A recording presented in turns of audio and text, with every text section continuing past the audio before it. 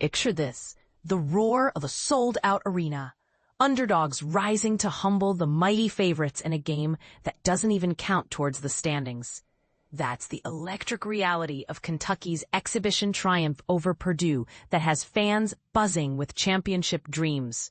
Sure, it was just a preseason exhibition match, but for the Big Blue Nation, this 78-65 victory over the #1 Purdue Boilermakers felt like a full-blown statement game at Kentucky's iconic Rupp Arena. Held on Friday night, the Wildcats, despite being without two key potential starters, Jalen Lowe, a versatile forward prospect, and Jaden Quaintance, a promising big man, delivered an inspiring performance that had the crowd on its feet from tip-off to buzzer. It was the kind of energy you'd expect from a conference championship clash, not a tune-up scrimmage. And this is the part most people miss, how a team's depth and defensive intensity can turn an exhibition into a preview of things to come. Every player on the Kentucky roster contributed meaningfully, showcasing the squad's depth. Freshman sensation Jasper Johnson, an explosive guard with high upside, stole the show early, flashing his skills throughout with a game-high 15 points on 6 for 10 shooting from the field. Otega Oweh, a dynamic wing player, and Trent Noah, a clutch shooter, each chipped in 10 points, proving their roles as reliable scorers. Denzel Aberdeen, stepping in as the interim point guard, didn't disappoint either, tallying 9 points, 3 rebounds, and 3 assists to direct the offense. Additionally, Malachi Moreno, a speedy guard, Brandon Garrison, a consistent forward, Cam Williams, a sharpshooting guard, and Mo Diabate, a powerful center, all scored at least 6 points, highlighting the balanced contributions that kept Purdue guessing. But if individual stats were impressive, Kentucky's defensive prowess was downright dominant.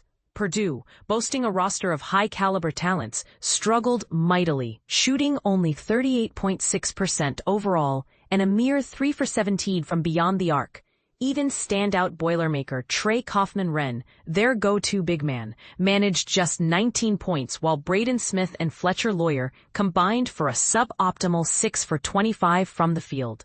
The Wildcats outpaced Purdue in nearly every statistical category, racking up more second-chance opportunities, capitalizing on offensive rebounds, more points in the paint, driving to the basket effectively, more bench production, utilizing reserves, more fast break scores, transitioning quickly, and more rebounds overall. For beginners new to basketball analytics, these metrics reveal how Kentucky controlled the game's pace and tempo, turning potential Purdue advantages into liabilities. The atmosphere inside Rupp Arena was electric, a testament to the passionate fan base that turned what could have been a routine preseason event into a celebration. The energy was palpable, as if every cheer fueled the team's momentum. But here's where it gets controversial. Can we really draw real conclusions from an exhibition game, especially when key players are sidelined? Some might argue it's just hype, while others see it as a genuine indicator of form. Where do you stand? The game kicked off with a bang for Kentucky fans. Less than 30 seconds in, Purdue hit a quick three-pointer, but Aberdeen responded immediately with his own tray, igniting a fast-paced rally. Oweh and Diabate followed with key baskets to establish early dominance, and soon, Johnson was in full beast mode, dazzling with his athleticism. Williams added a three-pointer midway through the half, pushing the lead to 20-12 for the Wildcats. Purdue refused to fade away, keeping the deficit to just 2 points, even after Kentucky had built an 8-point advantage. Yet the Cats maintained their edge by accelerating the tempo, forcing turnovers and applying relentless pressure. Johnson's clutch, contested step-back three for a double-digit lead erupted the crowd, a moment that encapsulated the game's intensity. Heading into halftime, Kentucky led 38-30, thanks to fluid ball sharing, rock-solid defense, and aggressive play on the floor. If you want to stay updated on all the latest college basketball insights, sign up for the daily On3 newsletter delivered straight to your inbox every morning. By subscribing, you're agreeing to On3's privacy notice and terms, including how we handle your personal information. The buzz in Rupp Arena during those first 20 minutes of preseason action was off the charts, proving that even non-competitive gains can create unforgettable memories. That excitement spilled into the second half. Purdue narrowed the gap to 3 points right after the initial media break, but Kentucky shifted gears again, launching a decisive 12-1 spree capped by a thunderous dunk from Colin Chandler, a reliable forward. Another media timeout followed as the Boilermakers' offense sputtered, missing 7 consecutive shots.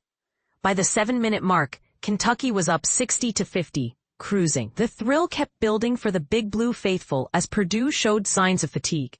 Garrison's 5 straight points extended Kentucky's lead to 14, and the Boilermakers endured a near 7-minute scoring drought from the field, relying only on free throws. Even when Purdue finally scored a bucket, Noah answered with a clever banked 3, followed by Johnson's corner triple that sent the arena into a frenzy.